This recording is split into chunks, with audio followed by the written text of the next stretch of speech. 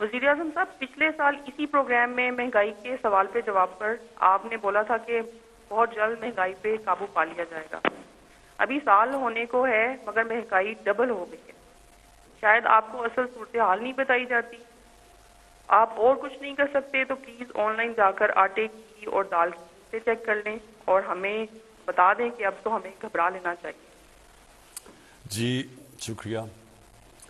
دیکھیں، پہلی چیز تو میں آپ کو ایک بات بتا دوں، آج کل ہے انفارمیشن ٹیکنالوجی اور موبائل فونز کا زمانہ۔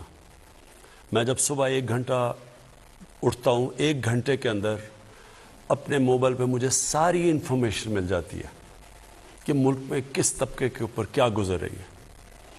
تو میں آپ کو پھر سے یہ کہہ دوں کہ یہ سب سے بڑا میرے لیے، اگر آپ کہنا کہ ایک چیز جو مجھے کئی دفعہ راتوں کو جگاتی ہے، وہ صرف مہنگائی ہے۔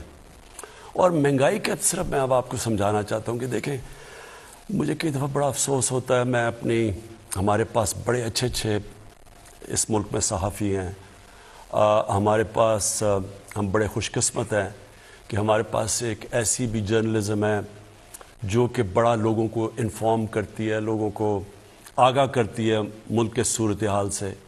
لیکن بدقسمتی سے ایسے بھی ہیں جو سارا وقت مایوسی پھیلا دیتے ہیں۔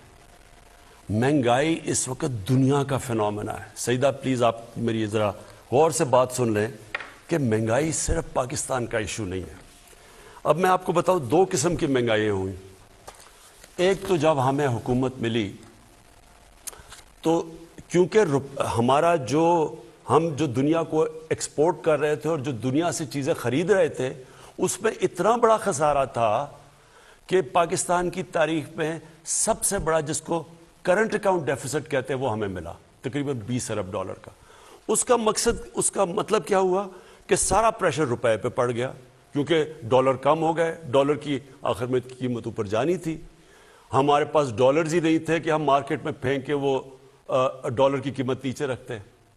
تو جب ہمارے اوپر سارا بوجھ پڑا تو روپیہ جب گرا، جب روپیہ گرتا ہے تو جو چیزیں ہم امپورٹ کرتے ہیں مہنگی ہو جاتی ہیں۔ تو پہلا تو لہر مہنگائی کی تب آئی جب روپیہ نیچے گیا اور اپنے لیول پہ پہنچا، تو ایک تو اس کی مہنگائی آئی اس کی وجہ سے۔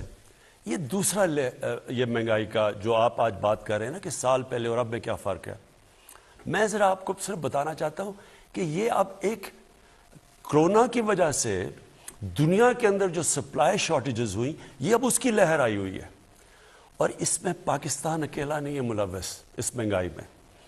آپ کو یہ پتہ ہونا چاہیے کہ ہمارے سے وہ ملک، امیر ترین ملک یعنی برطانیہ کی 50، اس کی صرف 6 کروڑ آبادی ہے، ہماری 22 کروڑ ہے۔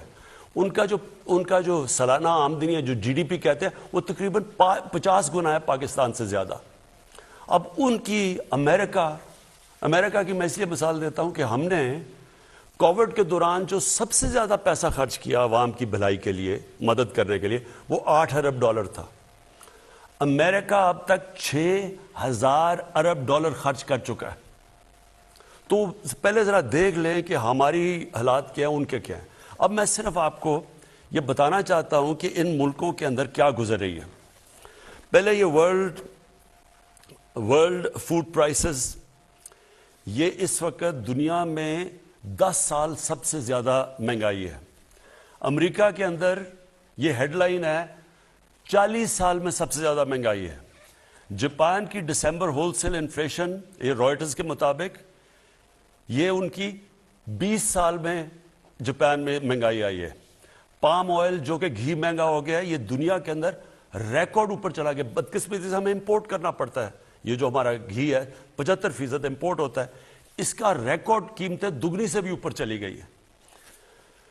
پھر جناب جس طرح میں نے آپ کو شروع میں کہا کہ ان کا 50 گنا زیادہ ان کی دولت ہے ہمارے سے، ان کی جو GDP ہے ہمارے سے۔ 30 سال میں سب سے زیادہ برطانیہ کے اندر مہنگائی ہے۔ فرانس کے اندر 13 سال میں سب سے زیادہ ان کے مہنگائی آئی ہے۔ جرمنی کی جو انفلیشن ریٹ ہے وہ 30 سال میں سب سے زیادہ ہے۔ یورپ، اب سارے یورپ کی بات کریں، یہ TRT کی رپورٹ ہے کہ 30 سال میں یورپ میں سب سے زیادہ مہنگائی آئی ہے۔ یہ صرف ایک چیز اس لیے کیونکہ یہ کھانے کو افیکٹ کرتا ہے، فرٹیلائزر، یہ جو کھاد ہے، اس وقت دنیا میں وہ خوف یہ آ گیا کہ کھاد کی کیونکہ کمی ہوئی ہے دنیا میں، اور کیونکہ گیس کم ہو گئی ہے، گیس کی قیمتیں اوپر چلی گئی ہیں، گیس سے کھاد بنتی ہے، کھاد کی کمی ہو گئی ہے. یہ بلومبرگ کہہ رہا ہے جو کہ وہ جو میگزین دنیا میں ساری دنیا میں اکانومیز کے اوپر لکھتی ہے، وہ بلومبرگ کہہ رہا ہے کہ یہ جو گیس کرائسس ہے اس سے آگے کھانے کا بھی کرائسس، یعنی آگے وہ کہہ رہا ہے کیونکہ کھاد کم استعمال ہوئی اور دنیا میں کم ہے تو اس سے کھانا بھی افیکٹ ہوگا. یہاں ایک اور آرٹیکل آیا، میں صرف جلدی آپ کو اس لیے بتا رہا ہوں کہ میں چاہتا ہوں کہ ہمارے بھی میڈیا بیلنس کرے، اعتدال کرے، یعنی کہ اگر وہ کہتے ہیں ہم مہنگائی ہے تو یہ بھی لوگوں کو بتا دیں کہ یہ کیا پاکستان میں صرف مہنگائی ہے یا اس وقت وہ ملک جو ہمارے سے امیر ترین ملک ہے ان کے اوپر کیا گزر رہی ہے.